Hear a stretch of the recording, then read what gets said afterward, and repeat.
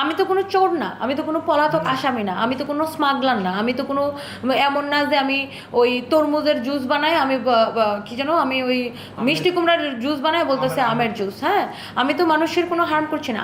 আমার অবশ্যই আমি যেহেতু একটা পপুলার ফেস, আমার এখানে আমার একটা দায়বদ্ধতা থাকে, এবং আমার কোনো স্টাফ যদি কোনো ভুল করে সেটা দায়বদ্ধতা আমার উপর। এই জন্যই আমি আমাদের ভুলগুলো স্বীকার করে আমাদের এই জিনিসগুলোকে শুধরে নেওয়া, এবং আমাদের আরও সচেতন হওয়া, এবং কাস্টমারের কমপ্লেনগুলো সলভ করার বিষয়ে আরও সচেতন হওয়া বা আরও অ্যাক্টিভ হওয়ার জন্য, ক্লিয়ারিফিকেশন দেওয়ার জন্যে। মানুষের আস্থার জায়গাটা তো আমরা কখনোই নষ্ট করতে চাই না। মানুষকে নিয়েই আমাদের কাজ। এমন না যে আমি আজকে বিক্রি করলাম, কালকে থেকে আর কেউ আমাকে পাত্তা পাবে না, তাই না? আমার তো ডেইলি কাস্টমার দরকার। তো কাস্টমারের আস্থার জায়গাটা আমাদেরকে ধরে রাখতে হবে। এটার জন্যই কিন্তু আমি আজকে গণমাধ্যমে কথা বলছি। সো এবং ভুল, আমি আবার বলবো, ভুল এক জিনিস, অপরাধ এক জিনিস। ভুল থেকে আমরা শিক্ষা নিব, আমরা এটাকে কাজে লাগাবো আমাদের পরবর্তী স্টেপের জন্য। বাট একটা মেয়ে কাজ করতেছে, একটা মেয়ে আগাইতেছে, তাকে কিভাবে পিছনে টাইনা ধরে ফেলে দেওয়া যায়, এই ধরনের মন মানসিকতা যাদের আছে তারা, আমি বলবো, আমি আপনাদেরকে অনুরোধ করবো এই মন মানসিকতা থেকে বের হয়ে আসেন। একটা মেয়েকে পিছনে টাইনা ধরে নামায়া তো ভাই আপনার তো কোনো লাভ হবে না। একটা মেয়ে কাজ করতেছে, তাকে আগাইতে, শুধু আমি না, বাংলাদেশের এখন হাজার হাজার নারীরা উদ্যোক্তা হয়ে কাজ করতেছে, তাদেরকে আগাইতে দেন ভাই। দেশের অল্প হলেও উপকার হবে, একটু একটু একটু একটু করে দেশটা এগিয়ে যাবে।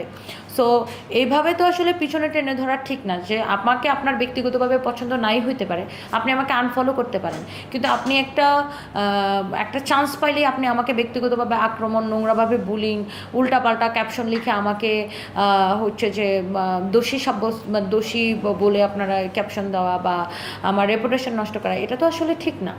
সো আমরা আসলে মানুষের সাথেই আমাদের কাজ, কাস্টমারদেরকে নিয়েই আমরা কাজ করতে চাই, এবং ভবিষ্যতে কাস্টমারদের এইসব কমপ্লেনগুলো সলিউশন করার দায়ভার কিন্তু আমার স্টাফদেরকে আরও স্ট্রং করা, আরও ট্রেন্ড করা, এই বিষয়গুলোতে আমরা আরও অনেক বেশি মনোযোগী হব।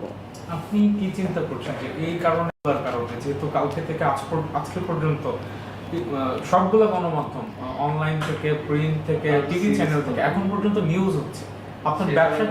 ভাইয়া আমি আসলে এগুলা নিয়ে বদার না, কারণ আমি বিশ্বাস করি বাংলাদেশ, মানে আমাদের দেশে কোনো একটা জিনিস ভাইরাল হলে এটা 7 দিন থাকে, 7 দিন পরে সবাই ভুলে যায়। এবং আমি যদি আমার মানসম্মত প্রোডাক্ট ধরে রাখি, আমি যদি কোয়ালিটি ধরে রাখি, আমি তো জোর করতেছি না কাউকে। সবাই আমার শোরুমে আসবে, দেখবে, অনলাইনে ডেলিভারিও নিলে সে ডেলিভারি ম্যানের সামনে কাপড় খুলে দেখবে, তার পছন্দ হলেই সে নিবে। সো এক্ষেত্রে তো আমার ভয় পাওয়ার কিছু নেই, আমি তো আর লুকোচুরি খেলা খেলতেছি না এখানে।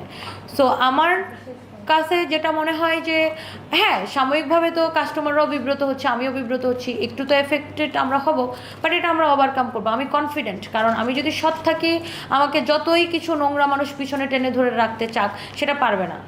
আমি ভুল হতে পারে, ভুলটা শুধরে নিয়ে আমরা এগিয়ে যাব।